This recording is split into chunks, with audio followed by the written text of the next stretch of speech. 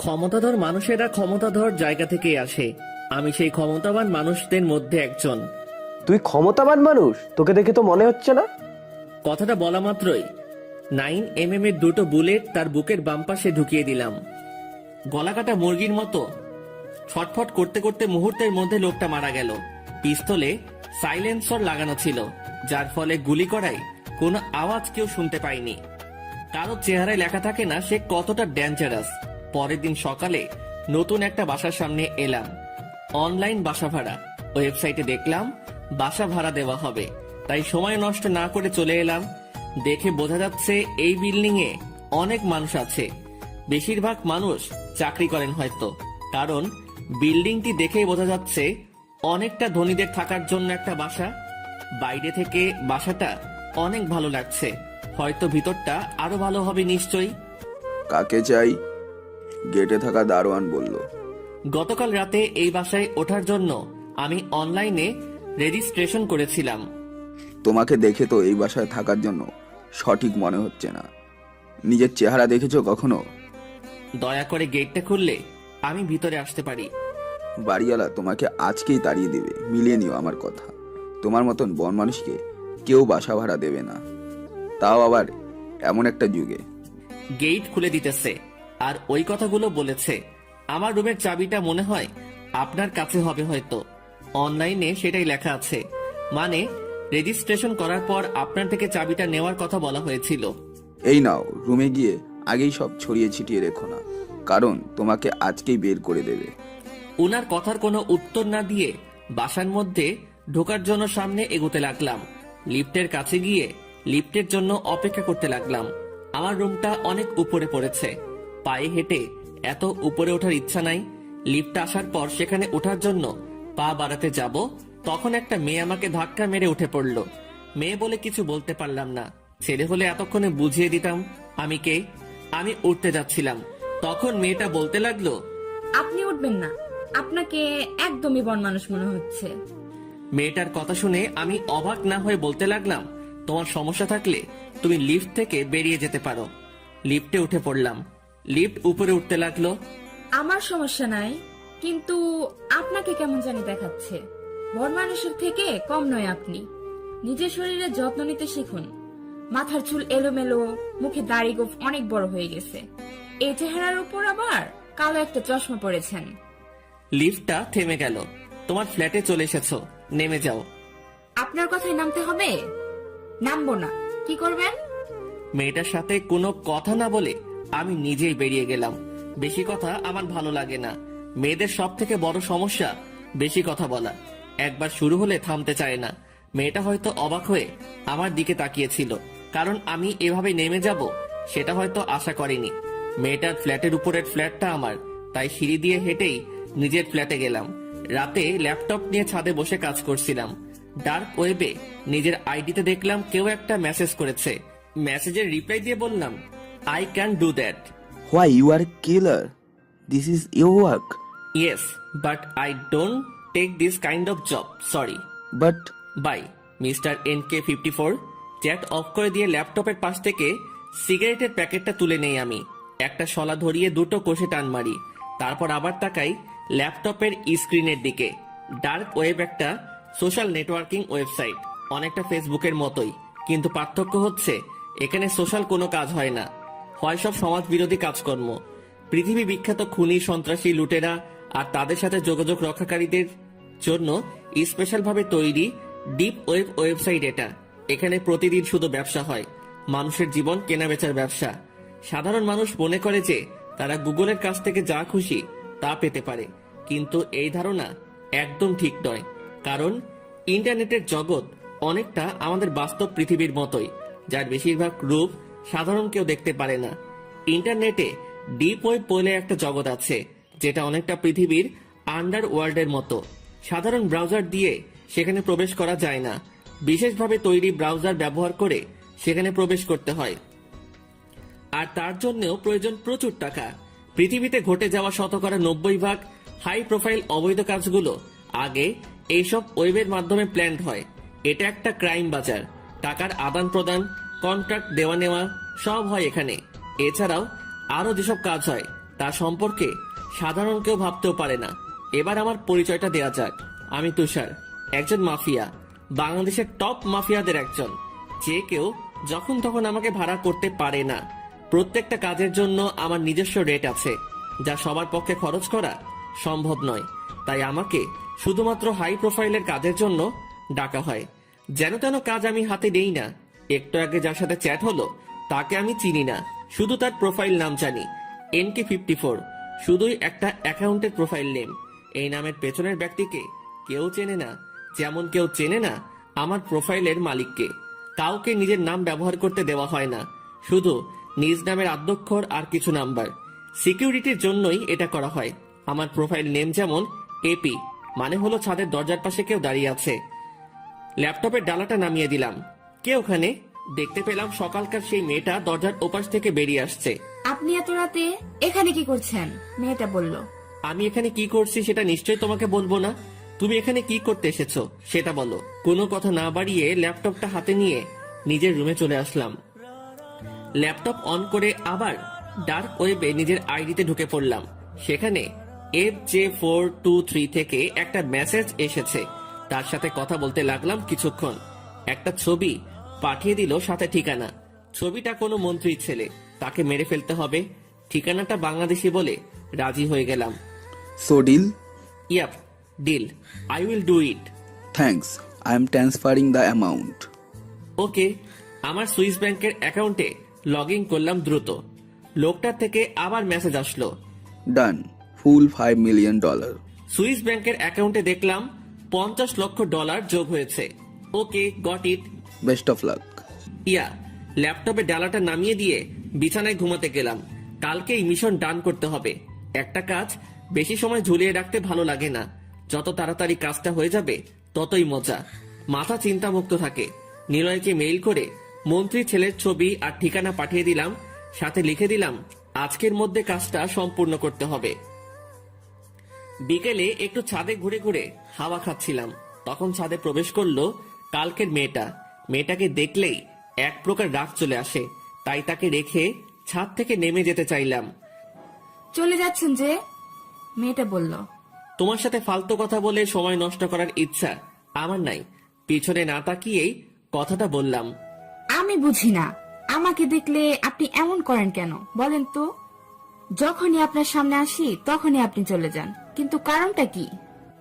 আচ্ছা, তোমার কাজটাই কি ফালতু কথা বলা? আপনি যদি সেটা ভাবেন তো সেটাই। আমি বাড়িওয়ালার মেয়ে, সো সেই হিসাবে আপনাকে কয়েকটা প্রশ্ন করতেই পারি। কখনো না, কারণ রেজিস্ট্রেশন করেই বাসা ভাড়া নিয়েছি। মেয়েটিকে আর কিছু বলার সুযোগ না দিয়ে ছাদ থেকে নেমে পড়লাম। সোজা চলে গেলাম সেলুনে। একদম একজন যুবকের মতো হয়ে গেলাম। চুল দাড়ি গোঁফ কাটিয়ে একটা হেয়ার স্টাইল, দাড়িগুলো ছোট করে ফেললাম। তবে থুতনিতে থাকা দাড়িগুলো একটু বড় এবং গোঁফটাও একটু বড় রাখলাম। দেখতে বেশ ভালোই লাগছে। নিজেকে কেন জানি হিরো হিরো মনে হচ্ছে। সেলুন থেকে সন্ধ্যার সময় বাসায় ফিরলাম। গোসলটা করে নিয়ে রান্নাঘরে ঢুকে পড়লাম। আমাদের মতো ছেলেদের একটাই সমস্যা, হয় রান্না করে খাও আর নয়তো বাইরে থেকে খাবার কিনে এনে খাও।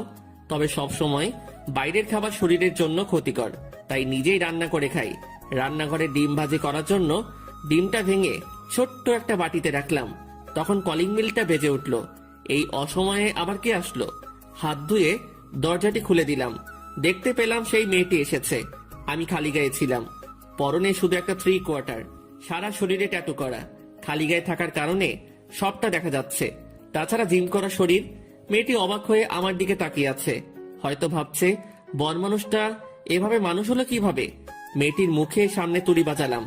সঙ্গে সঙ্গে মেয়েটি বলতে শুরু করলো, যাক, অবশেষে বন মানুষটা মানুষ হলো। এটা ধরুন, আম্মু আপনার জন্য পাঠিয়েছে।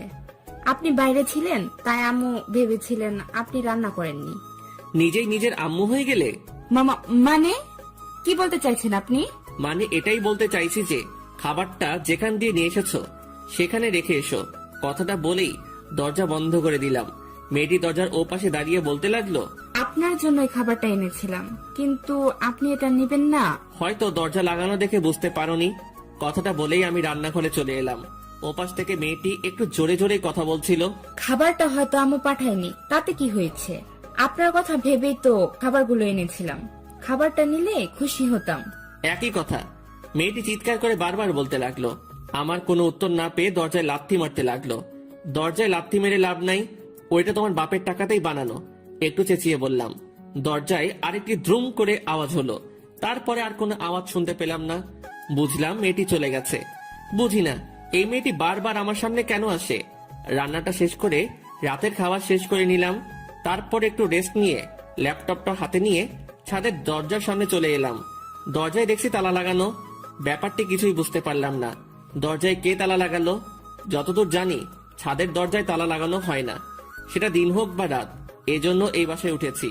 বাড়িওয়ালার ফ্ল্যাটের দরজায় কলিং বেল বাজাতে লাগলাম। একটু পর ওই মেয়েটি এসে দরজা খুলে দিল। কি চাই?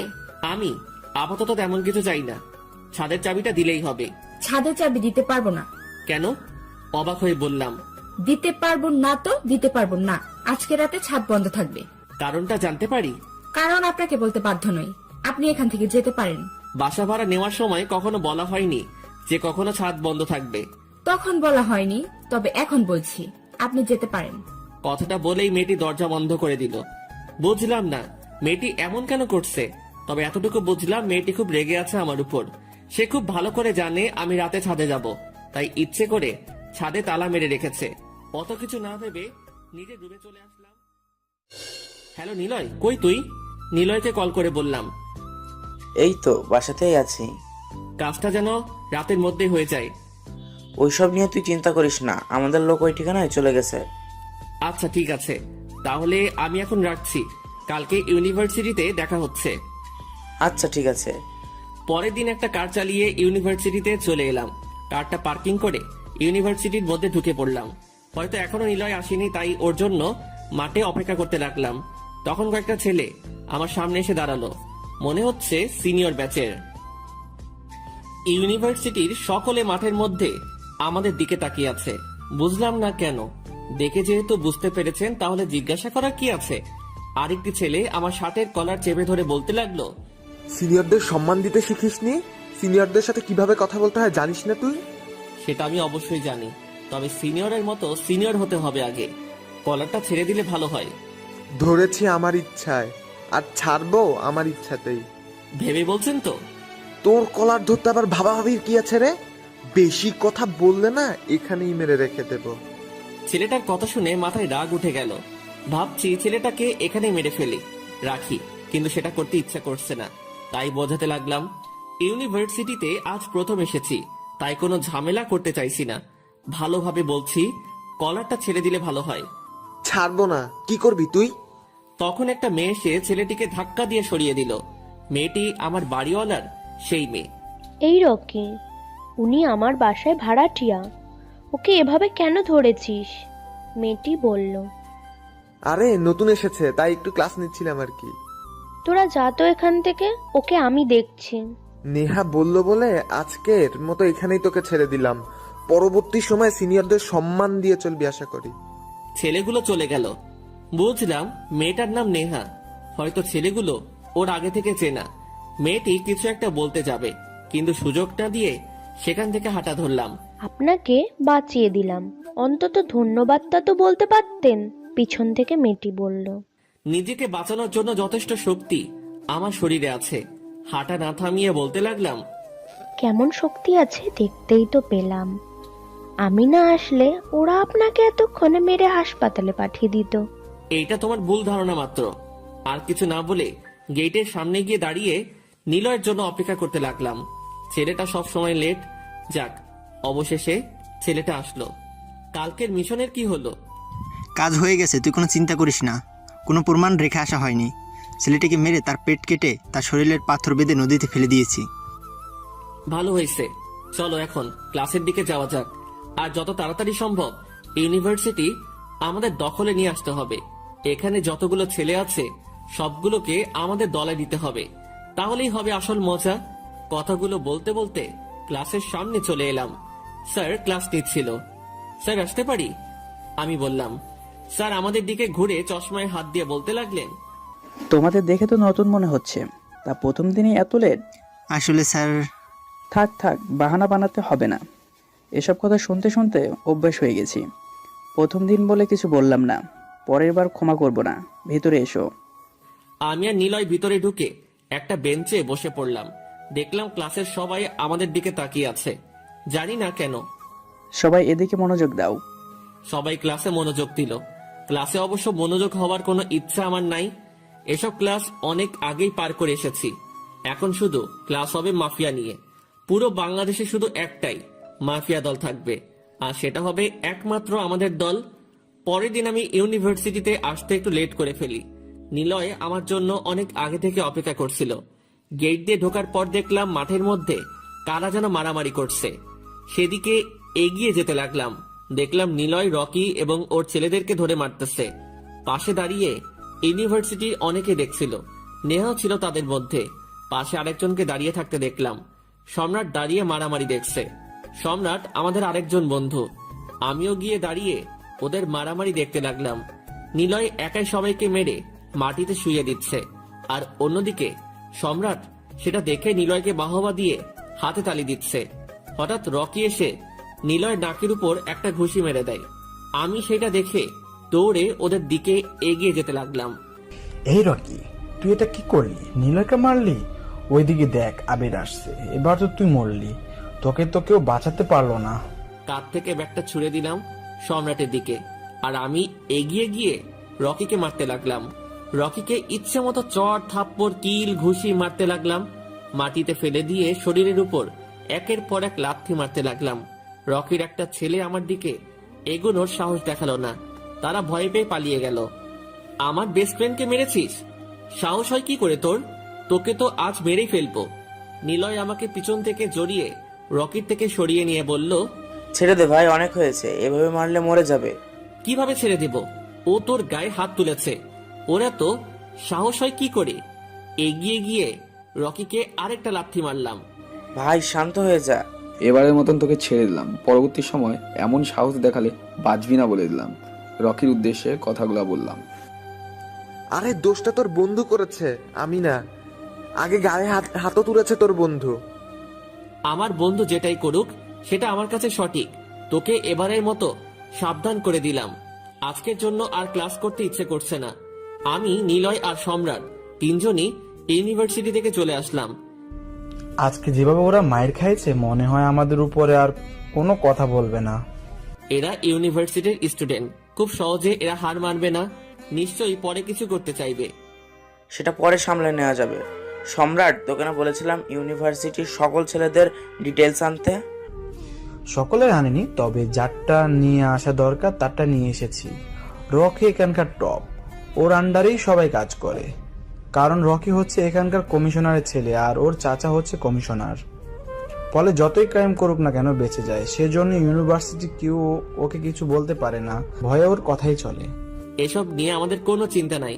পুলিশকে বুড়ো আঙ্গুল দেখানো খুব সহজ। আচ্ছা, আমি এখন বাসায় যাচ্ছি, কালকে দেখা হবে। ওদের থেকে বিদায় নিয়ে বাসায় চলে আসলাম। রাতের বেলা খাবার খেয়ে ল্যাপটপটা হাতে নিয়ে ছাদে গেলাম। ছাদের দরজা খোলাই ছিল, কিন্তু অবাক করার বিষয় হলো সেখানে আগে থেকেই নেহা উপস্থিত ছিল। সেজন্য ছাদ থেকে নেমে আসতে যাচ্ছিলাম, তখন নেহা বলে ওঠে, আমার থেকে সব সময় দূরে থাকেন কেন? আমি কি আপনাকে বিরক্তি করি নাকি? সেটা নয়, কিন্তু তুমি যথেষ্ট বেশি কথা বলো, আর সেটা আমার একদমই পছন্দ নয়। পিছনে তাকিয়ে বললাম, ওহো, আচ্ছা। আসলে আমার না বেশি কথা বলতে ভালো লাগে, তবে সেটা কোনো নির্দিষ্ট মানুষের সাথে। এমনিতেই আমি কম কথা বলি, এর জন্য অনেকেই আমাকে বোবা বলে। তোমাকে যে বোবা বলবে সে নিশ্চয়ই পাবনা ফেরত হবে, কারণ তুমি মোটেও কম কথা বলো না। নেহার দিকে এগিয়ে আসলাম। আপনি হয়তো আমার কথাটা বুঝতে পারেন নাই। অবশ্যই বুঝতে পেরেছি। কোনো নির্দিষ্ট মানুষ ছাড়া বেশি কথা বলো না। আমার মনে হয় না আমি তোমার বিশেষ বা নির্দিষ্ট কোনো মানুষ, কারণ তোমার সাথে আমার পরিচয়টা তেমন হয়নি। তাই এটাই বলতে হয়, তুমি সবার সাথেই বেশি কথা বলো, আর তোমাকে যারা বোবা বলে তারা নিশ্চয়ই পাগল হবে। তার মানে আপনি বলতে চাইছেন আমি বেশি কথা বলি? তোমার কথা বলা দেখে তো তাই মনে হচ্ছে। আমি মোটেও বেশি কথা বলি না, আপনার সাথে একটু বেশি কথা বলি, এটাই আর কি। আমার সাথে বেশি কথা বলার কারণ জানতে পারি কি? ও মা, তেমন কোনো কারণ নেই, তবে আপনার সাথে না কথা বলতে আমার ভালো লাগে। আচ্ছা, এসব কথা বাদ দিন, আপনাকে কয়েকটা প্রশ্ন করি, আপনি সেগুলো সঠিক উত্তর দিন। তোমার প্রশ্ন শুনে উত্তর দিতে মোটেও ইচ্ছা করছে না, সো প্রশ্ন করা থেকে বিরত থাকো। আমি অবশ্যই প্রশ্ন করব, আর আপনি সেগুলোর উত্তর দেবেন। আমি মোটেও বাধ্য নই, সো তুমি আমাকে জোর করতে পারো না। নেহা আমার দিকে এগিয়ে এসে আমার দুই বাহু শক্ত করে ধরে বলে, আপনি যদি আমার প্রশ্নগুলোর উত্তর না দেন তো আমি আপনাকে ছাদ থেকে ধাক্কা মেরে নিচে ফেলে দেব। সাঁতার জানা মানুষকে সমুদ্রের ভয় দেখাচ্ছ? মানে মানে কি বলতে চাইছেন আপনি? নেহা অবাক হয়ে কথাগুলো বলল, ওসব তুমি বুঝবে না, অনেক রাত হয়ে গেছে, তোমার নিচে যাওয়া উচিত হবে। আপনি এত হেয়ালি করে কথা বলেন কেন? এটা কি আপনার জন্মগত সমস্যা? এটা যদি আমার জন্মগত সমস্যা হয় তাহলে নিশ্চয়ই বেশি কথা বলাও তোমার জন্মগত সমস্যা হবে। নেহা বড় বড় চোখ করে আমার দিকে তাকিয়ে আছে, বাহু দুটো আরো শক্ত করে চেপে ধরে। বুঝলাম মেয়েটা প্রচন্ড রেগে গেছে, কিন্তু রেগে গেলে তাতে আমার কি? কেন জানি মনটা ভালো লাগছে না, সেজন্য মেয়েটির বকর বকর শুনছি। মেয়েটির বকর বকর অবশ্য খারাপ লাগছে না, কারণ কিছুক্ষণ পর পর দুটো কথা বলে ওকে রাগিয়ে দেওয়া যাচ্ছে। অবশ্যই মেয়েটি রাগলে বেশ সুন্দর লাগে। নেহা আমার বাহু দুটো থেকে হাত সরিয়ে নিয়ে একটু দূরে গিয়ে উল্টো পাশ হয়ে দাঁড়ালো। আচ্ছা, আপনি কি আপনার বন্ধু নিলয়কে অনেকটা ভালোবাসেন, তাই না? অনেকটা। পৃথিবীতে একমাত্র ওকে আমি সবচেয়ে ভালোবাসি এবং বিশ্বাসও করি। ওর জন্য নিজের জীবন দিতেও পরোয়া করব না, তেমনটা আমার বেলায় নিলয়ও করবে, সেটা আমি জানি। ও, ভালো। আসলে সকালে মারামারি দেখে জিজ্ঞাসা করতে ইচ্ছে করলো আপনাদের বন্ধুত্বটা কেমন। আচ্ছা, আপনাদের পরিচয় কবে থেকে? কয়েক বছর আগে থেকে। আপনার বাবা মা কোথায় থাকে? এ কি, তুমি তো দেখি প্রশ্ন করেই যাচ্ছ। প্রশ্ন করা থেকে বিরত থাকো, এসব আমার মোটেও ভালো লাগে না। আচ্ছা, ঠিক আছে, করব না। আমি তো মাত্র কয়েকটা প্রশ্ন করলাম আপনাকে। যখন পুলিশ কোনো কেসের জন্য আপনাকে ধরবে তখন বুঝতে পারবেন প্রশ্ন কাকে বলে। তুমি আবারও সাঁতার জানা মানুষকে সমুদ্রের ভয় দেখাচ্ছ? এসব না করে নিজের রুমে গিয়ে ঘুমাও। সেটাই আমার জন্য বেটার হবে, কারণ আপনার না এই হেয়ালি করে কথা বলার ধরনটা মোটেও আমার ভালো লাগছে না। মাথা একদম ব্যথা করছে। রুমে গিয়ে একটা ছোট্ট বড় লম্বা একটা ঘুম দেই। নেহা ছাদ থেকে চলে গেল। আমি ল্যাপটপটা অন করে ডার্ক ওয়েবের জগতে ঢুকে পড়লাম। MRFJ432 টেক্সট করলাম, mission done. Thank you and bye. Yeah, bye. Dark web থেকে বেরিয়ে গেলাম। তারপর ল্যাপটপে একটা ভূতের মুভি প্লে করলাম। রাতে ছাদে বসে ভূতের মুভি দেখার মজাই অন্যরকম। তাছাড়া সেটা যদি হয় থ্রিলার কোনো কাহিনী, তাহলে তো জমেই গেল। রাত প্রায় 2টা বাজতে চললো, আর আমি মাত্র বাসার সামনে এলাম। গেট খুলে দারোয়ান বাসার মধ্যে ঢুকতে দিল। এত রাতে লিফট নিশ্চিত খোলা নেই, কারণ রাত 12টার পর লিফট বন্ধ করে দেওয়া হয়। এখন সিঁড়ি দিয়েই নিজের ফ্ল্যাটে যেতে হবে, কিন্তু 12 তলার ফ্ল্যাটে হেঁটে উঠবো কিভাবে, তাও আবার এমন মাতাল অবস্থায়। প্রচন্ড পরিমাণে ড্রিঙ্ক করে ফেলেছি, হাঁটতে গিয়ে নিজের পায়ে নিজেই হোঁচট খাচ্ছি। মেয়েদের মতো হেলে দুলে হেঁটে সিঁড়ির কাছে এসে গান ধরলাম, তারপর উপরে উঠতে লাগলাম। কেন জানি মনে হচ্ছে আমি আমার মধ্যে নেই, হারিয়ে যাচ্ছি আকাশে। 8 তলার ফ্ল্যাটে উঠে গেছি প্রায়। আমার গানের শব্দ শুনে কে যেন হেঁটে নিচে আসতে লাগলো, তার পায়ের শব্দ স্পষ্ট শুনতে পারছি। একটি মেয়ে আমার সামনে এসে দাঁড়ালো। এ তো নেহা, বাড়িওয়ালার মেয়ে, কিন্তু এত রাতে এখানে কি করছে? ঘুমায়নি কেন? মেয়েটি এসে আমার এক বাহু জড়িয়ে ধরে সিঁড়ি দিয়ে আমাকে উপরে উঠাতে লাগলো। আমি নিজের মতো গান বলেই চলেছি। আমার মুখের গন্ধে মেয়েটা বারবার নিজের নাক চেপে ধরছে। যখন ড্রিঙ্ক করে নিজের মধ্যে থাকেনি না, তাহলে ড্রিঙ্ক করেন কেন? নেহা বলল। ড্রিঙ্ক করার মধ্যে একটা আনন্দ আছে, ওইটা তুমি বুঝবে না। আমি বুঝতেও চাই না। আগে আমিও বলতাম মানুষ শুধু শুধু নেশা কেন করে, কাউকে ভালোবেসে সুইসাইড কেন করে, কিন্তু এখন আমার কাছে এগুলোর সব উত্তর আছে। শুনবে সেই উত্তর? শুনবে আমার কাহিনী? আপনার থেকে কোনো কিছু শোনার ইচ্ছা আমার নেই। একে তো ড্রিঙ্ক করে এসেছেন, তার উপরে আবোল তাবোল কথা বলছেন। তোমাকে শুনতেই হবে। নিজের ফ্ল্যাটে চলে এসেছেন, রুমে গিয়ে শুয়ে পড়ুন যান। আমাকে এখন যেতে হবে, অনেক রাত হয়েছে, ঘুমোতে হবে। নেহার হাত শক্ত করে চেপে ধরলাম। মেয়েটা হালকা কেঁপে উঠল। দেখে মনে হচ্ছে ভয় পেয়ে গেছে। আমার কথা না শুনলে এখান থেকে তোমায় যেতে দেব না, এইভাবে ধরে রাখবো।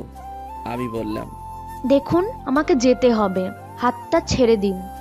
নেহা রেগে গিয়ে বলল, হুম, আমি যেটা বলেছি সেটাই। আচ্ছা ঠিক আছে, শুরু করুন তো আপনার গল্প, নইলে তো আর আমাকে যেতে দেবেন না। এখানে নয়, চলো রুমের মধ্যে গিয়ে বসি। ভয় পেও না, আমি খারাপ কিছু করব না।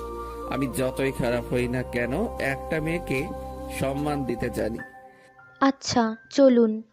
রুমের দরজা খুলে রুমের মধ্যে ঢুকে লাইট জ্বালিয়ে দিলাম। তারপর নেহাকে টেনে বিছানার দিকে নিয়ে গেলাম। ভয় পেও না, তুমি বিছানার উপর বসো আর আমি নিচে বসছি। ওকে জোর করে বিছানার উপর বসিয়ে দিয়ে আমি ফ্লোরে বসে পড়লাম। জানো, সবার মতো আমার জীবনও অনেক সুন্দর ছিল। কি ছিল না আমার জীবনে? হাসি খুশি একটা পরিবার, খুব ভালো একটা চাকরি, আর ওয়েট, আপনার চাকরি ছিল মানে? আপনি তো এখনো ভার্সিটিতে পড়েন। ও, আমি এখনো ভার্সিটিতে পড়ি, কিন্তু কেন? আমি তো পড়ালেখা অনেক আগে শেষ করছি, তাহলে আবার ভার্সিটি কেন যাব? তাছাড়া আমি জব করতাম আগে। তুমি নিশ্চয়ই ভুল বলছো। সেটা আমার থেকে আপনি ভালো জানেন। আচ্ছা তারপর থেকে বলুন। প্রায় 3 বছর আগের ঘটনা, মাত্র 2 মাস হয়েছে। আমি পুলিশের চাকরিতে জয়েন করেছি, কিন্তু বাবাকে তখনও বলিনি, কারণ পুলিশের চাকরি বাবা কখনো ভালোবাসতেন না। তিনি একজন সৈনিক ছিলেন। তিনি চেয়েছিলেন আমিও যেন সেনাবাহিনীর চাকরি করি, আর আমি চেয়েছিলাম আমি একজন সৎ পুলিশ অফিসার হয়ে দেখাবো। বাবা কয়েক বছর আগে সেনাবাহিনীর চাকরিটা ছেড়ে দিয়েছে। আমি পুলিশের চাকরি করতে লাগলাম বাবার অজান্তে। কিন্তু একসময় বাবা জেনে গেল আমি পুলিশের চাকরি করছি। বাবা রেগে গিয়ে আমাকে বাসা থেকে বের করে দেন। পুলিশের চাকরির উপর বাবার একটা রাগ ছিল। তিনি সবসময় মনে করতেন পুলিশরা নরখাদকদের থেকে কম নয়। তার এই ভুল ধারণা ভেঙে দেওয়ার জন্যই আমি পুলিশ হয়েছিলাম। বাবাকে দেখিয়ে দিতে চেয়েছিলাম কিছু পুলিশ সৎ হতে পারে। একটা সৎ পুলিশের টিম গড়তে চেয়েছিলাম। বাসা থেকে বের হওয়ার পর শপথ নিয়েছিলাম সৎ পুলিশ অফিসার হয়ে দেখাবো এবং অন্য সবাইকে সৎ পুলিশ অফিসার বানাবো। আমি আমার শপথ অনুযায়ী চলছিলাম। আমি থানার মধ্যে বসেছিলাম। তখন একটা লোক এসে বলতে লাগলো, স্যার আমাকে বাঁচান, কিছু গুন্ডা আমার দোকান হাতিয়ে নিয়ে সেখানে মদের ব্যবসা শুরু করতেছে। চিন্তা করবেন না, যতক্ষণ আমরা আছি ততক্ষণ আপনাদের মতো মানুষদের সেবা দিয়ে যাব। লোকটা আমাকে অবাক করে দিয়ে বললেন, আপনাকে এর জন্য কত টাকা দিতে হবে? আমার কাছে স্যার এই 10,000 টাকা আছে, এর বেশি দিতে পারবো না। শুনুন চাচা, আমি সরকারের টাকা নিয়ে চাকরি করি, আর সেই টাকা জনগণের থেকেই আসে। সেই হিসেবে আমাদের উচিত সেই জনগণকে প্রোটেক্ট করা। আপনি তো অনেক আগে থেকে টাকা দিয়ে আসছেন, এই টাকা আপনি আপনার কাছেই রেখে দেন। কিন্তু স্যার সব পুলিশই তো টাকা নেয়। সব পুলিশের সাথে আমাকে মেশাতে যাবেন না চাচা। এখন চলুন দেখি কারা মদের ব্যবসা করছে। লোকটাকে গাড়িতে করে তার দোকানের সামনে চলে আসলাম। গাড়িটা দোকানের একটু দূরে পার্ক করলাম। দেখতে পেলাম দোকানের সামনে অনেকে ভিড় করে আছে। প্রায় 30-40 জনের মতো লোক প্রতিবাদ জানাচ্ছে এমন একটা জায়গায় নেশাদ্রব্য বিক্রয় করার জন্য, কিন্তু গুন্ডাদের ভয়ে কেউ এগোতে পারছে না। আমাকে দেখে তাদের মধ্যে একজন বলতে লাগলো, স্যার দেখুন না এরা কি করছে, এদের জন্য সমাজের যুবক ছেলেমেয়েরা নষ্ট হয়ে যাবে। আপনি দয়া করে এদের গ্রেপ্তার করুন এবং দোকানের সব মদ নষ্ট করে দেন। আমি দেখছি বিষয়টা। আমি দোকানের ভিতরে গেলাম। তখন গুন্ডাদের মধ্যে একজন বলে উঠল, স্যার কিছু টাকা দিচ্ছি, চলে যান, এতে আমাদের এবং আপনারই লাভ হবে। আচ্ছা, আমি তাহলে এদের তাড়িয়ে দেই আগে। আমি বললাম, আচ্ছা স্যার। আমি বাইরে বেরিয়ে পাড়ার ছেলেদের দিকে এগিয়ে গেলাম।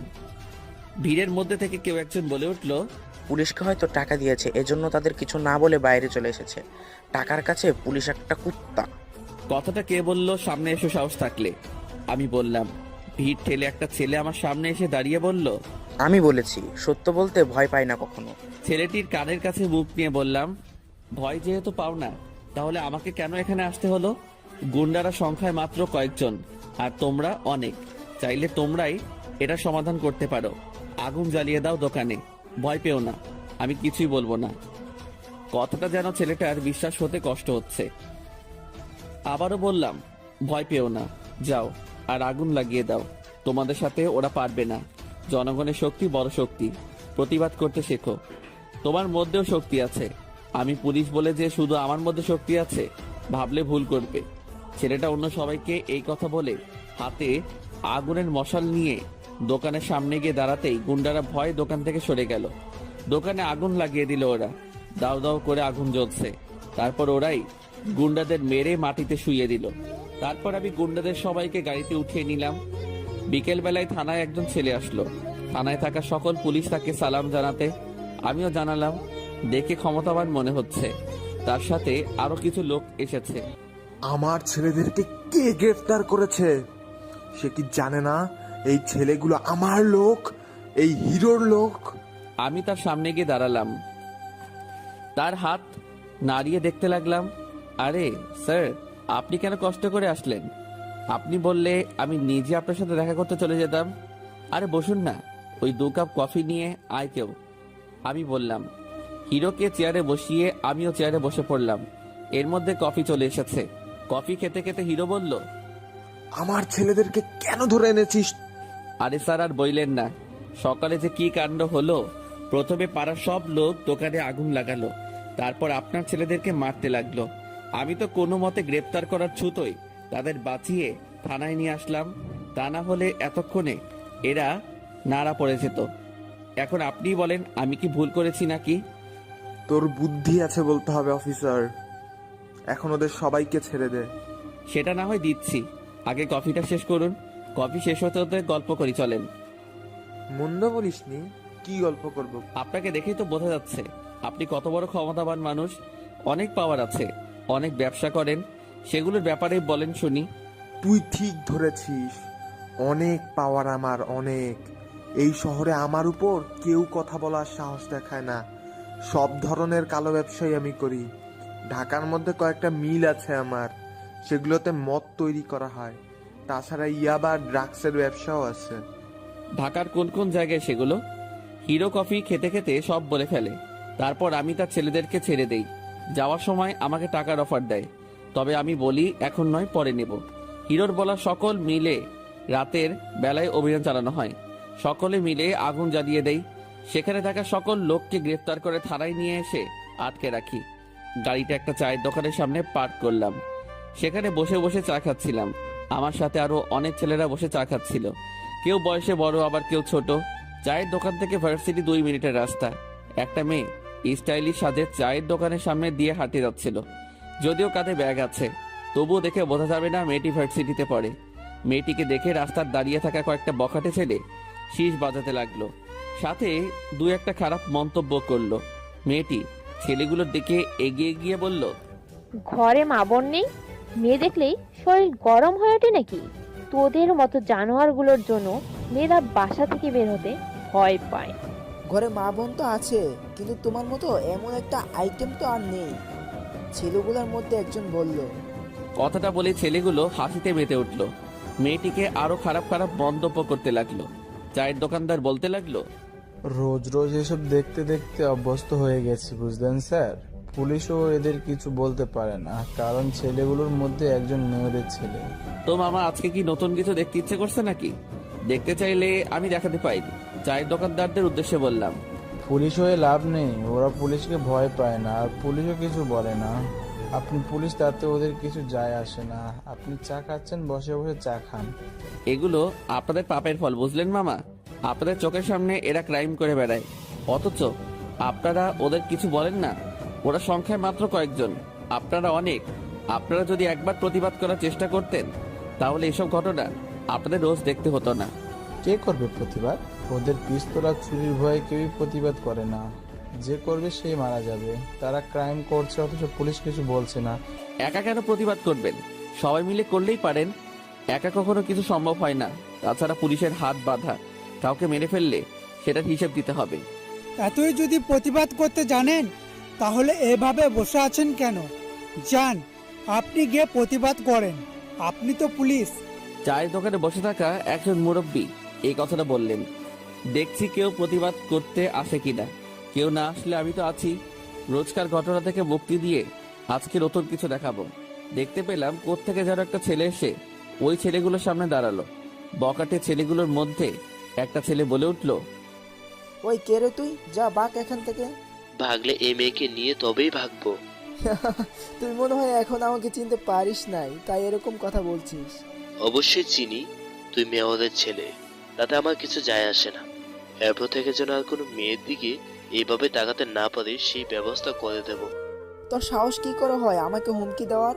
হুমকি দেওয়ার জন্য মনে সাহস দরকার হয়, আর আমার সাহস এই মেয়েটা। কারণ আমার মন জুড়ে শুধু এই মেয়েটা, ওকে আমি খুব ভালোবাসি। বাপরে, এই যুগে প্রেমিক মজনু পাগলকে পাওয়া যায়। কি ভাগ্য আমার, নিজের চোখে মজনু দেখতে পাচ্ছি। ওর পায়ে একটা চুমু দেওয়া দরকার, তাহলে আমিও মজনু হয়ে যাব। চায়ের দোকানে বসে থাকা সবার উদ্দেশ্যে বললাম, দেখলেন তো সবাই, প্রতিবাদ করতে একজন চলে এসেছে। এখন যদি আপনারা সবাই ওর পাশে গিয়ে দাঁড়ান তাহলে বকাটে ছেলেগুলো এখান থেকে ভাগবে। কিন্তু আপনারা সেটা করলেন না, কারণ আপনাদের মনে ভয় কাজ করে। এই বুঝি মরে যাব? জন্ম যখন হয়েছে মরতেও হবে, মাথায় রাখবেন। কথাটা বলে চায়ের দোকান থেকে বেরিয়ে বকাটে ছেলেগুলোর সামনে গিয়ে দাঁড়ালাম। মেয়েটির প্রেমিক বলতে লাগলো, স্যার দেখুন না, ওই ছেলেগুলো নিশাকে খারাপ খারাপ কথা বলছে। খারাপ জিনিসকে মানুষ যেমন খারাপ বলে, ঠিক তেমনি খারাপ ড্রেস পরা মেয়েকে লোকে খারাপ বলবে, এটাই স্বাভাবিক। মেয়েটি রেগে গিয়ে বলল, মাইন্ড ইওর ল্যাঙ্গুয়েজ স্যার। আপনি পুলিশ বলে যা ইচ্ছা তাই বলতে পারেন না। ড্রেসটা খারাপ কোথায়? এগুলো আজকালকার যুগের ফ্যাশন। বকাটে ছেলেগুলোর মধ্যে একজন বলে উঠল, স্যার আপনার কথায় যুক্তি আছে। এসব মেয়েদের দেখলে তো শুধু দেখতে ইচ্ছে করে, শরীর গরম হয়ে আসে। তুই হয়তো দেখতে পাস নাই, আমি একজন পুলিশ। পুলিশ তো কি হয়েছে? পুলিশকে দেখে আমি ভয় পাই নাকি? এমন অনেক পুলিশ পকেটে নিয়ে ঘুরি। কথাটা বলা মাত্রই ছেলেটার নাকে ঘুষি মেরে দিলাম। ছেলেটার নাক দিয়ে রক্ত পড়ছে। ছেলেটা অজ্ঞান হয়ে মাটিতে শুয়ে পড়ল। ওর সাথে থাকা ছেলেগুলো ভয়ে দৌড়ে পালিয়ে গেল। আশেপাশে সবাই আমাদের দিকে এগিয়ে আসলো। কি বলছিলে যেন তুমি? এগুলো আজকালকার যুগের ফ্যাশন। এই ফ্যাশনের জন্যই আজ এত ধর্ষণ। নারী হয়ে যখন জন্মেছ তখন নিজেকে হেফাজত করা তোমার দায়িত্ব। নিজেই নিজেকে ধর্ষকের কাছে তুলে দিচ্ছ। কি বলতে চাইছেন আপনি? আমাকে পর্দা করতে বলছেন? পর্দা করলেই ধর্ষণের হাত থেকে বেঁচে যাব? কই, নুসরাত তো পর্দা করত, তাহলে সে কেন বাঁচলো না? সেই শিশুগুলোকে কেন ধর্ষণ করা হলো, যারা এখন পর্যন্ত ভালো করে বুঝতে শিখলো না? আসলে নারী হয়ে জন্ম নেওয়াটাই খারাপ ভাগ্য। নারী তুমি এভাবে চলো না, ওভাবে চলো না, বলতে গেলে নারীর কোনো স্বাধীনতাই নেই। তার মানে তুমি বলতে চাইছো তুই পর্দা না করে ধর্ষকের হাত থেকে বেঁচে যাবে? পর্দা করা নুসরাত এবং কতগুলো শিশু ধর্ষণ হয়েছে বলতে পারবে? 100টা ধর্ষণের মধ্যে হয়তো 5 জন শিশু আর 5 জন হয়তো পর্দা করত। এখন বলতে পারবে বাকি 90 জন কেন ধর্ষণ হলো এবং 5 জন শিশু আর 5 জন পর্দা করা নারী কেন ধর্ষণের শিকার হলো? তোমার কাছে হয়তো উত্তর নেই, কিন্তু আমার কাছে আছে। ওই 10 জনকে নিশ্চয়ই ধর্ষকেরা আগে ধর্ষণ করেনি। আগে ওই 90 জনের মধ্য থেকে ধর্ষণ করে, তারপর এই 10 জনকে করেছে। কারণ ওই 90 জন ছিল বেপর্দা করা নারী। তাদের চলাফেরা এবং খোলামেলা ড্রেস পরার জন্যই তারা ধর্ষণের শিকার হয়। তাদের দেখতে না পেলে নিশ্চয়ই তার ধর্ষণ হতো না। ধর্ষণ ওই 90 জনকে ধর্ষণ করে তৃপ্তি পেয়ে ধর্ষণের নেশায় থাকে। তখন কে পর্দা করে আর কে শিশু সেটা তাদের মাথায় থাকে না। তখন তারা নরপিশাচের সমান হয়ে যায়। নরপিশাচরা যেমন মাংস আর রক্তের গন্ধ পেলে ক্ষুধার্ত হয়ে ওঠে, তেমনি ধর্ষকেরা নারী দেখলেই তাদের শরীর গরম হয়ে ওঠে। ধর্ষণের আরেকটি মূল কারণ হচ্ছে পরিবার। মেয়েটির পরিবার যদি তার মেয়েকে শাসন করত, সেই মেয়ে নিশ্চিত এমন ড্রেস পরার সাহস পেত না, পর্দা করত বাইরে বের হলে। ছেলেটির বেলায়ও পরিবারের সমস্যা, কারণ যেই বয়সে সন্তানের কাজ শুধু পড়াশোনা করা, সেখানে তারা তাদের সন্তানকে দিয়ে বসে অ্যান্ড্রয়েড ফোন। তাদের সন্তান সেই ফোন নিয়ে কি করে সেটা তাদের দেখার দরকার নেই। ফোন কিনে দিয়ে বেঁচে গেছে। তাদের সন্তান রাতের আধারে মোবাইলের নীল আলোয় চোখ মিলিয়ে চলে যায় পর্নোগ্রাফি সাইটে। ছেলেগুলো পড়াশোনা বাদ দিয়ে পড়ে থাকে নানান গেম এবং পর্ন নিয়ে, যার ফলে মস্তিষ্কের মধ্যে জমা হতে থাকে নারীর প্রতি চাহিদা। খারাপ বন্ধুদের সাথে মিশে নেশাগ্রস্ত হয়ে পড়ে। ধীরে ধীরে তারাই হয়ে ওঠে আজকের সন্ত্রাস আর ধর্ষক। তুমি মেয়ে হয়ে জন্ম নিয়েছ, এটা তোমার সৌভাগ্য। নারী কখনো দুর্বল নয়, দুর্বল তাদের মন। পৃথিবীর শুরু থেকে পুরুষকে সঙ্গ দিয়ে এসেছে নারীরা। নারীদের ভালোবাসা আর সহযোগিতা একজন পুরুষকে করে তুলেছে শক্তিশালী এবং পরিপূর্ণ। নারী ছাড়া পুরুষ মূল্যহীন, আবার পুরুষ ছাড়া নারীও মূল্যহীন। তবে পুরুষের থেকে নারীর সম্মান অনেক উচ্চতায়। সেই নারী যদি দুর্বল হয়ে পড়ে, তাহলে কিভাবে একজন পুরুষকে সে অনুপ্রেরণা যোগাবে? নারী হয়ে যখন জন্ম নিয়েছ, তখন নিজেকেই নিজের হেফাজত করতে হবে। কখনো নিজেকে নুসরাত বা ওই শিশুগুলোর সাথে তুলনা করে বোকামি করো না। নুসরাত হয়তো বাঁচতে পারিনি, তবে তুমি হয়তো বাঁচতে পারবে। ওই শিশুগুলো হয়তো বাঁচতে পারিনি, তবে তোমার সন্তান হয়তো বাঁচতে পারবে। তুমি যেমন হবে, তোমার সন্তান ঠিক তেমনই হবে। নিজে বাঁচো এবং অন্যকে বাঁচাও। আচ্ছা, ভুল হয়ে গেছে স্যার, আমাকে ক্ষমা করে দিবেন। সত্যি আমি খুব বোকা মেয়ে।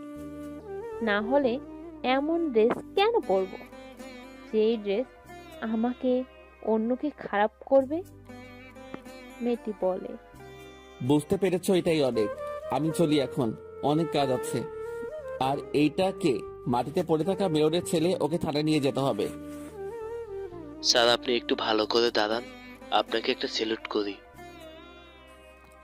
ছেলেটির স্যালুট করা দেখে সকলে এগিয়ে এসে স্যালুট করতে লাগলো। সত্যি খুব ভালো লাগছিল। এই ঘটনাটা আমার জীবনের সেরা মুহূর্তগুলোর মধ্যে একটা হয়ে থাকবে। সবার উদ্দেশ্যে একটা উপদেশ থাকবে, প্রতিবাদ করতে শিখুন। জনগণ রুখে দাঁড়ালে মাস্তান শিকারের ধুলো মাত্র। সব পুলিশ যে টাকাওয়ালা মানুষের পাঁচটা কুত্তা, সেটা ভাবলে ভুল করবেন। মেয়রের ছেলেকে সঙ্গে করে থানায় চলে আসলাম, তারপর তাকে জেলের মধ্যে ঢুকিয়ে দিলাম। আকিব বলতে লাগলো, স্যার, আপনি কাকে গ্রেপ্তার করে এনেছেন? ইনি তো মেয়রের ছেলে। কেন? মেয়রের ছেলে বলে কি ও শাস্তি পাওয়ার যোগ্য নয়? দোষ যে করবে শাস্তি সেই পাবে। স্যালুট স্যার, আপনার মতো একজন পুলিশ অফিসার আমাদের অনেক দরকার ছিল। এখন থেকে আমরা অন্যায়ের বিরুদ্ধে লড়ব। কিন্তু স্যার, ওর নাক দিয়ে যে রক্ত বের হচ্ছে, চিকিৎসার দরকার ছিল না? চিকিৎসার দরকার নেই, মরলে মরবে, পৃথিবী থেকে একটা নরপিশাচ দূর হবে। ঠিক বলেছেন স্যার, রাহাত বলল। আমি সবসময় ঠিক বলি। একটু পর দেখ, মেয়র আর হিরো সাহেব চলে আসবে। আসতে তো হবেই, কারণ হিরোর দলের ছেলেরা থানায় আর মেয়রের আপন ছেলে থানায়। কথাটা বলতে বলতে হিরো, মেয়র সাহেব এবং তাদের ছেলেরা থানার মধ্যে ঢুকে পড়লো। জানি না এখন আমার অবস্থা কি হবে। হিরো থানার মধ্যে থাকা চেয়ার টেবিল ভাঙচুর করতে লাগলো। তোর সাহস কি করে হয় আমার সাথে লাগার? তোকে তো আমি এখানেই মেরে রেখে দেব। শান্ত হ, গলা নামিয়ে কথা বল। এতদিন পুলিশ দেখেছিস, এখন থেকে পুলিশের পাওয়ার দেখবি। আমি বললাম। হিরো তার পিস্তল আমার দিকে তাক করে বলল, তোকে এখানেই মেরে চলে যাব, আর পুলিশ আমার কিছুই করতে পারবে না। এই রকম পুলিশকে আমি পকেটে নিয়ে ঘুরি। আকিব, ছবি তুলে নিয়েছো তো এই দৃশ্যের? হ্যাঁ স্যার, এখন এসব ছবি আর ভিডিও কমিশনারের কাছে পাঠিয়ে দেব, তারপর একে ডিরেক্ট এনকাউন্টার। রাহাত বলল। তো মিস্টার হিরো সাহেব, এখন ভাগেন এখান থেকে, নইলে জেলের মধ্যে ভরে দেব। আপাতত তোকে কিছু বলতে চাইছি না। তোর বাপের সাম্রাজ্য ধ্বংস করে তারপর তোকে দেখাবো। আপাতত তুই এখান থেকে ভাগ। তোকে তো আমি দেখে নেব। তুই সাপের লেজে পা দিয়েছিস, মনে রাখিস। আপাতত তোকে আমি কিছুই বলছি না। তোর এই পুলিশগিরি আমি বের করে ছাড়বো। হিরো তার দলবল নিয়ে থানা থেকে চলে গেল। তারপর মেয়র সাহেব বলতে লাগলেন, আমার ছেলেকে কেন গ্রেপ্তার করেছো? রাস্তায় দাঁড়িয়ে মেয়েদের সাথে খারাপ ব্যবহার করছিল। আমি তাকে বারণ করায় আমার সাথে খারাপ ব্যবহার করে, আর তাকে মেরে এখানে তুলে নিয়ে এসেছি। ছাড়া পাওয়ার আশা করবেন না। কয়েকদিন পুলিশের ডান্ডার মাইর খেয়ে নিক, তারপর ছেড়ে দিব। আপনি এখন আসতে পারেন। তুমি এটা ঠিক করলে না পুলিশ অফিসার, এর জন্য তোমাকে খুব পস্তাতে হবে, মনে রেখো। আরে যান আপনি, যা হবে ওসব নিয়ে আমি ভাবি না। পুলিশের চাকরি করতে এসেছি, জনগণকে নিরাপত্তা দিতে, কোনো নেতার গোলামি করতে নয়। মেয়র সাহেব আর কিছু না বলে চলে গেলেন। বিকেলবেলা হিরোর ভিডিও আর ছবিগুলো কমিশন মাহবুব সাহেবের হাতে তুলে দিলাম। ভিডিওটায় দেখা যাচ্ছে হিরো তার পাপের সাম্রাজ্যের কথা কিভাবে বলছে, আর ছবিগুলো আজকের যখন ও আমার দিকে পিস্তল তাক করেছিল। স্যার, আমি আপনার কাছে ওকে ইনকাউন্টার করার জন্য অনুমতি চাইছি। অনেকগুলো খুন করেছে ও, তাছাড়া কালো ব্যবসা করে। আমি বললাম, দেখো আবির, আগে আদালত থেকে সেজন্য অফিসিয়ালভাবে অনুমতি নিতে হবে, তারপর আমি তোমাকে অনুমতি দিতে পারবো। আচ্ছা স্যার, তাহলে আমি এখন চলি। আশা করি খুব শীঘ্রই অনুমতি পেয়ে যাব। হ্যাঁ, তুমি এখন যাও। কমিশনারের কাছ থেকে ফিরে এলাম।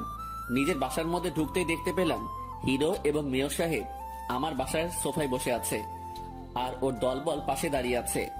আরে আবি স্যার যে, আসুন আসুন, আপনার জন্য তো সেই কখন থেকে বসে আছি।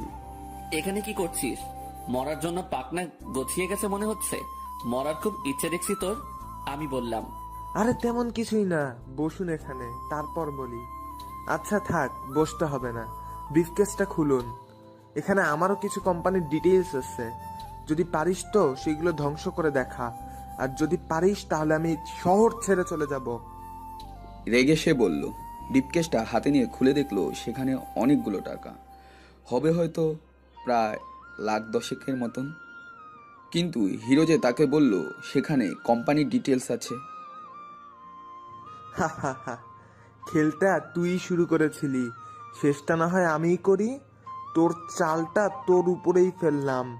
একজন পুলিশ অফিসার হয়ে একজন মাফিয়ার কাছ থেকে ঘুষ নিচ্ছিস, এজন্য তোর চাকরি চলে যাবে, নিশ্চিত থাকিস। জেলও হতে পারে। তুই যেমন ছবি তুলে আমাকে ফাঁসিয়েছিলি না, ঠিক সেভাবেই তোকে আমি ফাঁসালাম। আমি চলি এখন, পরে দেখা হবে। আমাদের সাথে লাগতে আসার ঝালটা বুঝিয়ে দিব, মেহের সাহেব বললেন। তারপর বাসা থেকে সবাই বেরিয়ে চলে গেল। সত্যি নিজের উপর ঘৃণা হচ্ছে। এই বড় বোকামি কিভাবে করলাম? ওর কথা মতো ব্রিফকেসটা খুললাম কেন? আমি নিশ্চিত কালকে আমার পুলিশ ডিপার্টমেন্টে শেষ দিন। সমস্যা নাই, তবে হিরোকেও শাস্তি পেতে হবে। পরের দিন সকালবেলা আমি থানায় পৌঁছাতে দেখতে পেলাম কমিশনার মাহবুব সাহেব থানার মধ্যে বসে আছে। সে কিছু ছবি আমার দিকে ছুঁড়ে মারল, যেগুলো গতকাল হিরো তুলেছিল। এসব কি? একজন পুলিশ অফিসার হয়ে ঘুষ নিচ্ছ? এজন্য তোমাকে চাকরি দেওয়া হয়েছিল? স্যার, ওরা আমাকে ইচ্ছে করে ফাঁসিয়েছে। আমি নির্দোষ স্যার। তোমার এই মন গড়া কথা শুনতে ইচ্ছে করছে না। এই মুহূর্তে তুমি সরকারের দেওয়া সকল জিনিস দিয়ে এখান থেকে বেরিয়ে যাও। তোমার মতো অফিসার আমাদের ডিপার্টমেন্টে লাগবে না। স্যার, সমস্যা নাই, আমি চলে যাচ্ছি, কিন্তু হিরোর একটা ব্যবস্থা নিশ্চয়ই করবেন। ওর বিরুদ্ধে প্রমাণ আমি আপনাকে গতকাল দিয়েছিলাম। আমার চাকরি গিয়েছে তাতে দুঃখ নাই, কিন্তু ওর একটা ব্যবস্থা করুন। তুমি আমার কাছে ওর বিরুদ্ধে প্রমাণ কখন দিলে? আর তুমি সেই প্রমাণ হিরোকে দিয়ে ঘুষ নিয়েছো? বুঝলাম, আর কিছু বলে লাভ নাই, কারণ কমিশনার সাহেব হিরোর টাকার কাছে বিক্রি হয়ে গেছে। আমি যখন চলে আসতে যাচ্ছিলাম তখন কমিশনার সাহেব আমার কানের কাছে এসে বললেন, সবার সাথে লাগতে নেই বুঝলে, হিরোর মতো লোকদের সাথে তো আরও নয়। আশা করি ভবিষ্যতে কথাটা মাথায় রাখবে। তারপর আমি বাসায় চলে আসি। বাসার সামনে দেখলাম হিরো তার দলবল নিয়ে দাঁড়িয়ে আছে। স্যার, ও আপনাকে ডিপার্টমেন্ট থেকে তাড়িয়ে দিয়েছে। আমি তো বিশ্বাসই হচ্ছে না, আপনার মতন একজন সৎ পুলিশ অফিসারকে কেউ কিভাবে বের করে দিতে পারে। এটা তুই একদম ভালো কাজ করলি না। তুই ভালো কাজ করেছিস আমার সাথে। আমার কোটি কোটি টাকা তোর জন্য নষ্ট হয়েছে। আপাতত তোকে ছেড়ে দিচ্ছি, আগামীকাল পর্যন্ত সময় দিচ্ছি তোকে। যদি শহর ছেড়ে চলে না যাস তাহলে তোকে আমি জানে মেরে দেব। বুঝলে অফিসার আবির, যত তাড়াতাড়ি পারো এই শহর ছেড়ে চলে যাও, এটা তোমার জন্য ভালো হবে। তুমি তোমার মতো থাকো আর আমরা আমাদের মতো। এই কালো ব্যবসাগুলো হিরো একার না, এতে আমি কমিশনার এবং কমিশনার ভাই মন্ত্রীও আছেন। আশা করি বুঝতে পারছো কি বলতে চাইছি আমি। হিরো তার দলবল নিয়ে চলে যায়। খুব ঘৃণা হচ্ছিল নিজের উপর। বারবার শুধু বাবার কথা মনে পড়ছিল। বাবা সেদিন ঠিকই করেছিলেন আমাকে বাসা থেকে তাড়িয়ে দিয়ে। সেদিন পুলিশের চাকরি করার জন্য বাসা থেকে বের হতে হয়েছিল, আর আজ পুলিশে চাকরি করার জন্য এইভাবে অপমান হয়ে ডিপার্টমেন্ট থেকে বের হতে হলো। সেদিনের পর শহরে আর থাকার ইচ্ছা হচ্ছিল না। বাবা মা এবং বোন গ্রামের বাড়ি চলে গিয়েছিলেন আমাকে তাড়িয়ে দেবার পর। ভাবলাম বাবার কাছে ফিরে যাব, কিন্তু নিজের প্রতি ঘৃণা হচ্ছিল প্রচুর। সেজন্য বাবার কাছে গেলাম না, সোজা আমেরিকা নিলয়ের কাছে চলে গেলাম। সেখানে ওর সাথে থাকতে লাগলাম। ধীরে ধীরে নিলয় সম্পর্কে জানতে লাগলাম। ও একজন সিরিয়াল কিলার, টাকার বিনিময়ে যে কাউকে খুন করতে পারে। আমিও ধীরে ধীরে ওর পথে হাঁটতে লাগলাম। ভালো মানুষ হয়ে যেহেতু পৃথিবীতে থাকা মুশকিল, তাহলে খারাপ মানুষ হয়ে সবার ভয়ের কারণ হয়ে বেঁচে থাকবো। আমেরিকা থেকে 2 মাস হলো ফিরেছি। এর মধ্যে 16টা খুন করে ফেলেছি টাকার বিনিময়ে। 16টা খুনের জন্য প্রায় 600 কোটি টাকা পেয়েছি। সবগুলো খুন করেছি নেতাদের এবং তাদের ছেলেদের, আর নয়তো কোনো বড় বিজনেসম্যানদের। আমেরিকা থেকে দেশে ফিরে এসেছি শুধু একটা কারণেই, হিরো এবং ওর সাথে থাকা সবাইকে পৃথিবী ছাড়া করব, আর ওর পাপের সাম্রাজ্য ধুলোয় মিশিয়ে দেব। আজকে কমিশনার মাহবুব সাহেবকে শেষ করেছি, ধীরে ধীরে সবাইকে শেষ করব। কল্পনার জগৎ থেকে ফিরে এলাম, জীবনের কাহিনীটা বলতে বলতে ঘুমিয়ে পড়লাম। সকালে যখন ঘুম ভাঙলো তখন নিজেকে আবিষ্কার করলাম বিছানায়। ফ্রেশ হয়ে নিয়ে ভাবছি রান্না করব, কিন্তু তখন কলিং বেলটার আওয়াজ ভেসে আসতে লাগলো কানে। দরজা খুলে দেখতে পেলাম সেখানে নেহা দাঁড়িয়ে আছে, হাতে সেদিনের মতো আজকেও টিফিন বক্স। কি ব্যাপার, আজকেও টিফিন বক্স হাতে দেখছি? সেদিনের কথাটা হয়তো তোমার মনে নাই। সেদিনের কথা তো আমার মনে আছে, কিন্তু কালকে রাতের কথা কি আপনার মনে আছে? কালকে রাতের কথা মানে? কালকে রাতের কথা মানে আপনি তো আপনার জীবন কাহিনী আমাকে বলেছিলেন। মানে আমি কখন তোমাকে জীবনের কাহিনী বললাম? কেন মনে পড়ছে না? রাতে নিজের রুমে এনে নিজের বিছানার উপরে বসিয়ে তারপর তো সব গল্প বললেন। অবশ্য শুয়েছিলেন মাতাল অবস্থায়, কেউ কিছু বললে পরে সেটা মনে থাকে না। আজকে আপনাকে দেখে সেটাই বিশ্বাস হলো। আগে বলো তো, তোমার সাথে কোনো খারাপ আচরণ তো আমি করিনি? না, সেটা অবশ্যই করেননি, শুধু নিজের লাইফের গল্পটা বলেছিলেন। আচ্ছা, এই টিফিন বক্সটা ধরেন। মনে হচ্ছে রান্না করেননি আজকে। আজকে কিন্তু আম্মু আপনার জন্য পাঠায়নি, আমি নিজেই নিয়ে এসেছি। ধন্যবাদ সত্যিটা বলার জন্য। অবশ্য অনেক ক্ষুধা লেগেছে, এই জন্য আজকে একটা নিচ্ছি। পরবর্তী সময় এসব আর আনবে না, তোমার বাবা মা খারাপ চোখে দেখবে। সেটা পরেই দেখা যাবে। মানে? কিছু না, আমি এখন চলি। নেহা চলে গেল আর আমিও টিফিন বক্সটা নিয়ে রান্নাঘরে গেলাম। তারপর খাবার টেস্ট করলাম। বাহ, ভালোই টেস্ট। গতকাল রাতে কার অ্যাক্সিডেন্টে কমিশনার মাহবুব সাহেবের মৃত্যু ঘটে, পুলিশ এটা নিশ্চিত করেছে। কমিশনারের মৃত্যুর শোকে তার পরিবার কান্নায় ভেঙে পড়েছে। টিভিটা অন করে নিউজ চ্যানেলে নিউজ দেখছিলাম। নিউজ চ্যানেলে যেই মেয়েটা কথা বলছে তাকে আমি খুব ভালো করে চিনি। ওর নাম জেনি। কলেজ লাইফে একসাথে পড়াশোনা করেছি। অনেকদিন পর তার চেহারা দেখলাম। হয়তো সে আমায় ভুলে গিয়ে অন্য কাউকে বিয়ে করে নিয়েছে। বাচ্চাও থাকবে নিশ্চয়ই। কতই না স্মৃতি পড়ে আছে ওর সাথে, সেগুলো কখনো ভোলার মতো নয়। মানুষও গিরগিটির মতো রং বদলাতে শুরু করেছে। গিরগিটি রং বদলায় বাঁচার জন্য, আর মানুষ রং বদলায় নিজে ভালো থাকার জন্য। কিছু মানুষ হয় ধূমকেতুর মতো, তারা জীবনে হঠাৎ করে এসে জীবন থেকে সবকিছু কেড়ে নিয়ে চলে যায়। ওর কথা ভাবতেই কেন জানি খুব ভালো লাগে, কিন্তু ওর কথা ভাবলে যে আমি স্মৃতিকাতর হয়ে পড়ি। আমার চোখের কোণা দিয়ে জল গড়িয়ে পড়তে লাগলো। সেটার পাত্তা আর দিলাম না, নিজের চোখের জলটা মুছে নিলাম। নিজের চোখটাও আমাকে ধোকা দেয়। ওর কথা ভাবলে নিজের অজান্তে চোখ থেকে জল পড়ে। টিভিটা অফ করে রুম থেকে বেরিয়ে পড়লাম। কমিশনার নাকি কার অ্যাক্সিডেন্টে মারা গেছে। কথা শুনলেই হাসি পাচ্ছে, কারণ অ্যাক্সিডেন্টটা তো আমি নিজেই ঘটাইছি। পুলিশ বুঝতেই পারলো না যে কমিশনারকে খুন করা হয়েছে। কমিশনারের কথা ভাবতে গিয়ে লিফট রেখে সিঁড়ি দিয়ে হেঁটে যাচ্ছিলাম। যখন খেয়াল হলো দেখলাম আমি 2 তলার ফ্ল্যাটের সামনে। নিজের মনটাও বেইমানি শুরু করে দিয়েছে। গাড়িটা ড্রাইভ করে কমিশনারের বাসার সামনে চলে এলাম। গাড়িটা পার্ক করে বাসার মধ্যে ঢুকে দেখতে পেলাম বাসায় অনেক ভিড়। ভিড় না হবারই কি আছে, কারণ একজন কমিশনার মারা গেছে, তাকে দেখতে তো লোক আসবেই। কমিশনারের লাশের পাশে তার বড় ভাই মন্ত্রী সাহেব দাঁড়িয়ে আছেন, পাশে হিরো আর মেয়র সাহেব। রকি অবশ্য নেহার সাথে দাঁড়িয়ে কথা বলছিল। নেহার মামা হন কমিশনার সাহেব, কমিশনারের ভাতিজা রকি। নেহা আর রকি কেন জানি আমার দিকে তাকিয়ে আছে। ওদের তাকিয়ে থাকাটা মোটেও সুবিধার লাগছে না, যেন মনে হচ্ছিল রকি আমাকে এখানেই মেরে ফেলবে। কিন্তু নেহা ওর হাত ধরে আছে। নেহা আর রকি আমার কাছে এগিয়ে আসলো। আপনি এখানে? শুনলাম কমিশনার সাহেব মারা গেছেন, তাই দেখতে এলাম। তোমার তো মামা হন কমিশনার সাহেব, তাই না? কিন্তু আপনি কিভাবে জানেন? সেদিন বললে যে রকি তোমার কাজিন হয়, তাই ধারণা করলাম। ও ভালো। নেহা আর রকি চলে গেল। আমি মন্ত্রীর পাশে গিয়ে দাঁড়ালাম। মেয়র আর হিরো আমাকে দেখে অবাক হয়ে যায়। অবাক হবার কিছু নেই, আমি আবির ফিরে এসেছি। আবার খেলাটা শেষ করতে হবে, যে খেলাটা শেষ না করে চলে গিয়েছিলাম। মরার জন্য মনে হয় পাখনা গজিয়েছে না? আগের বার হয়তো ছেড়ে দিয়েছিলাম, কিন্তু এবার আর সেই ভুলটা করব না। শান্ত হন মিস্টার হিরো, যেই কাজটা পুলিশ হয়ে করতে পারিনি ওই কাজ পুলিশ না হয়েই করে দেখাবো। কমিশনার তো গেল, এবার মেয়রের পালা, পারলে বাঁচিয়ে দেখাস। শান্ত হন মিস্টার হিরো, যেই কাজটা পুলিশ হয়ে করতে পারিনি ওই কাজ পুলিশ না হয়েই করে দেখাবো। কমিশনার তো গেল, এবার মেয়রের পালা, পারলে বাঁচিয়ে দেখাস। তার মানে তুই আমার ভাইকে খুন করেছিস? তোকে তো আমি এখানেই শেষ করে দেবো। শান্ত হন মন্ত্রী সাহেব, এখানে অনেক মানুষ আছে, আমাকে কিছু করতে গেলে নিজের মান সম্মানই যাবে। তাছাড়া কমিশনারকে আমি মারলাম কই? সে তো কার অ্যাক্সিডেন্টে মারা গেছে, পুলিশ তো এটাই বলেছে, তাই না? তোকে আমি পরে দেখে নেব, যেখানে থাকিস না কেন তোকে আমি খুঁজে বের করেই মারবো, আর আমার ভাইয়ের বদলা আমি নিব। বাংলা সিনেমার ডায়লগ না মেরে ভাইয়ের মৃত্যুর শোক পালন করেন, এখন আপনার জন্য এটাই ভালো হবে।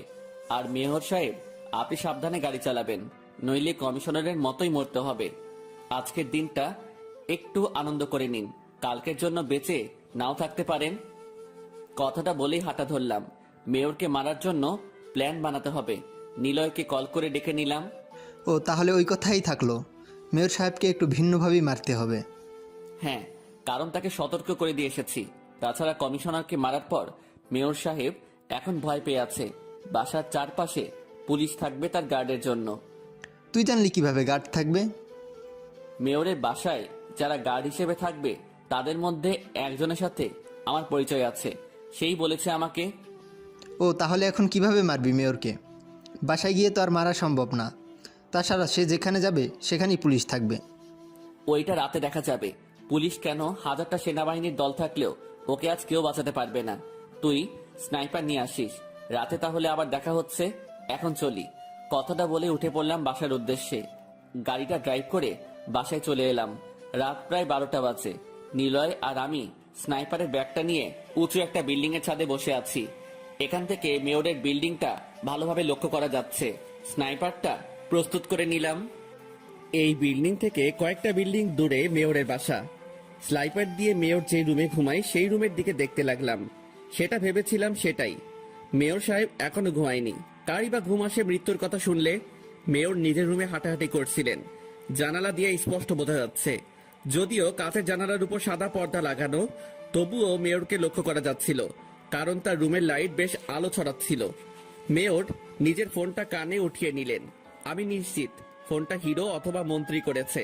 হয়তো মেয়র মরে গেছে কিনা সেটার খবর নেবার জন্যই কল করেছে। মেয়র জানালার পাশে দাঁড়িয়ে কথা বলতে লাগলো।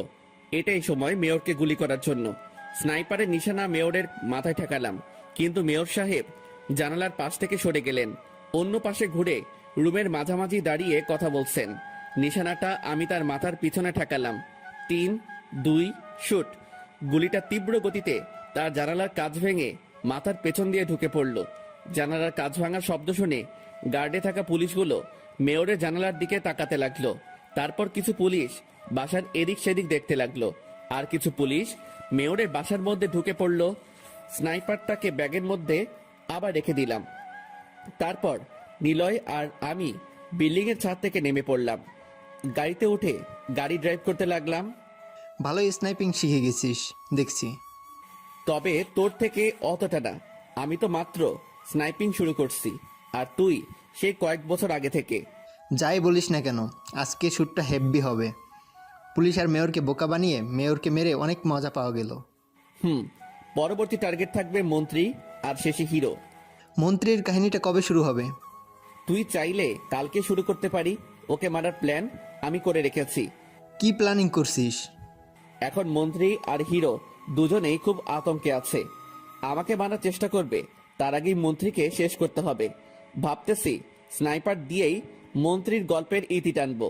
ওকে, তাহলে কালকে রাতে আবার দেখা হবে। রাতে নয়, দিনে। মন্ত্রীকে মারবো দিনে। কালকে ওর একটা জরুরি সভা আছে। আচ্ছা ঠিক আছে। নিলয়কে ওর বাসার সামনে নামিয়ে দিয়ে গাড়িটা ড্রাইভ করে আমিও বাসায় চলে আসলাম। লিফট আজকেও বন্ধ। আজকেও আমাকে হেঁটে উপরে উঠতে হবে। কালকের মতো আজকে অবশ্য নেশা করে আসিনি। কালকের মতো আজকে আর গান না গেয়ে ভালো ছেলের মতো উপরে উঠতে লাগলাম। 11 তলার ফ্ল্যাটের কাছাকাছি এসে দেখতে পেলাম নেহা দাঁড়িয়ে আছে। একটু মাতাল হওয়ার ভান করে উপরে উঠতে আমার সামনে ভান করতে হবে না। নেশা না করে নেশাখোরদের মতন কখনোই হওয়া সম্ভব না, বুঝলেন? কিন্তু তুমি এত রাতে এখানে কেন দাঁড়িয়ে আছো? ঘুমাতে যাও। ঘুম চোখে না আসলে কি করব? আর ঘুমালেই একজন স্বপ্নের মধ্যে এসে ঘুমটা নষ্ট করে দেয়, আর সারাক্ষণ শুধু তারই কথা মাথায় ঘুরপাক খায়।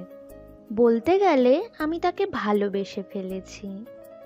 আমি ওই এক মিনিট আমার সাথে এসব ভালোবাসাবাসি একদমই চলবে না। আমি কাউকে ভালোবাসতে পারবো না। আমি একমাত্র টাকাকেই ভালোবাসি। সরে দাঁড়াও, আমাকে রুমে যেতে হবে।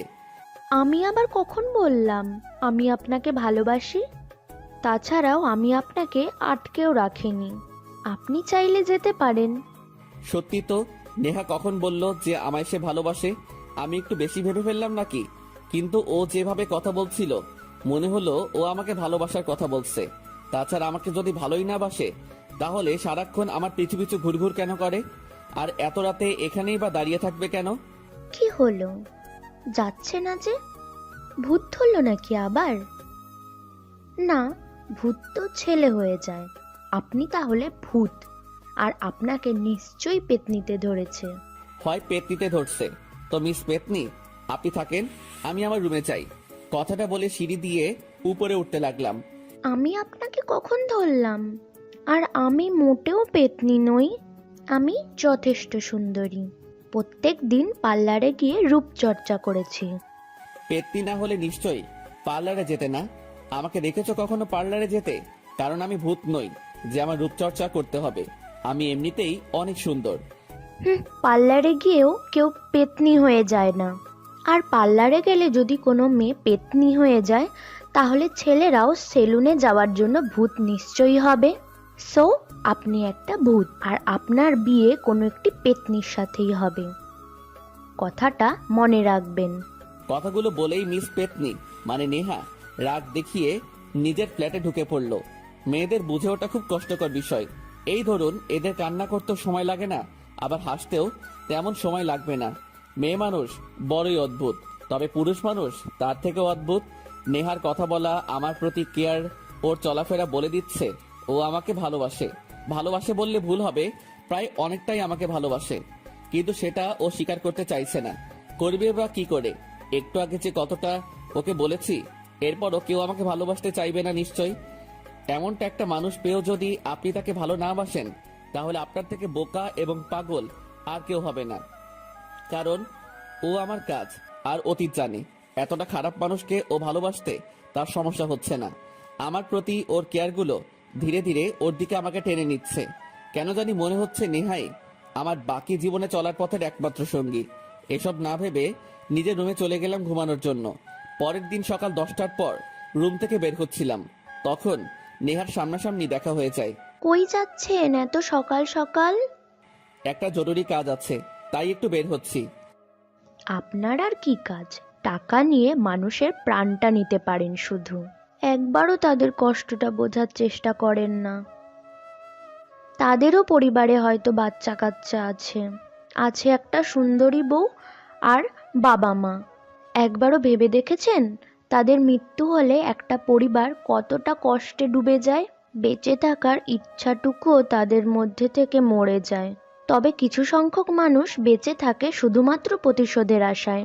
আপনার কাছে না তাদের মনের ইমোশন, অভিমান, ভালোবাসা এবং মন বোঝার ক্ষমতা নিশ্চয়ই নেই। শুধুমাত্র টাকার গন্ধটা নেওয়ার জন্য একটা নাক আছে। আপনি কখনো কাউকে বোঝার চেষ্টাটুকুও করেন নাই। মানুষের ভিতরেও নাকি একটা মন থাকে, আর সেই মনটায় সবাই নাকি কিঞ্চিত পরিমাণে হলেও ভালোবাসা জমা থাকে। তবে আপনার মধ্যে সেটা কখনোই বিদ্যমান দেখলাম না। নেহার বলা কথাটাই কেন জানি মনে হচ্ছে অনেকটা কষ্ট লুকিয়ে আছে। তবে কিসের কষ্ট সেটা আমি বুঝতে পারলাম না। তোমার কি হয়েছে সেটা আমি জানি না, তবে আমার সম্পর্কে তোমার আরো কিছু ধারণা লাগবে। আমাকে এখন যেতে হবে। তো যান না, আপনাকে আটকে কে রেখেছে? আপনাকে আটকে রাখতে পারলে সেটা অনেক আগেই চেষ্টা করতাম, কিন্তু আপনি তো আপনার নিয়মেই চলেন। আপনাকে আটকানোর শক্তি একমাত্র ওই উপরওয়ালার কাছেই আছে। হ্যাঁ, আমি তোমার নিয়মে চলি, কারণ আমি আমার নিয়মে চলতে ভালোবাসি। অন্যের নিয়মে চলে অনেক কিছু হারিয়েছি। আমি চাই না অন্যের নিয়মে চলে আবার কিছু হারাতে। তোমাকে এসব বলে লাভ নাই, আমার সময় নেই, আমি চলি। কথাগুলো বলেই হাঁটা ধরলাম। নেহার কথাগুলো সত্যি খুব অদ্ভুত লাগলো আজ। হয়তো আমাকে অনেকটাই ভালোবেসে ফেলেছে। কালকে রাতে হয়তো আমার কথায় অনেক কষ্ট পেয়েছে। আমি কাউকে ভালোবাসতে পারবো না, আমি শুধু টাকাকে ভালোবাসি। হয়তো এই কথাতেই আমি গাড়িটা ড্রাইভ করে নিলয়কে পিক করে নিয়ে জায়গা মতো পৌঁছে গেলাম। তারপর দুজনে একটা বড় বিল্ডিং এর ছাদে উঠে পড়লাম। স্নাইপারটা ব্যাগ থেকে বের করে ঠিক করতে লাগলাম। তারপর দেখতে লাগলাম মন্ত্রী সাহেবকে। মাত্রই সে গাড়ি থেকে নেমে স্টেজে উঠেছে। স্টেজটা একটা কলেজের মাঠে করা হয়েছে, যেন অনেক মানুষ সেখানে উপস্থিত হতে পারে। তারপর শত শত মানুষের সামনে দাঁড়িয়ে তিনি বক্তব্য দিতে লাগলো। হয়তো তার জানা নেই এটাই তার শেষ বক্তব্য। এরপরে তিনি আর কোনো বক্তব্য দিতে পারবে না। তার পাপের শাস্তি হিসেবে আমি নিজে তাকে শাস্তি দিব। এরপরে তিনি আর কোনোদিন পাপ করতে পারবে না। শুট আমি করি, দে। হুম, তোকে করতে হবে না, আমার প্রতিশোধ আমি নেব। ঠিক আছে। হুম। আচ্ছা আবির, আমরা যদি কখনো আলাদা হয়ে যাই তাহলে কেমন লাগবে? আমরা আলাদা কখনো হতে যাব কেন?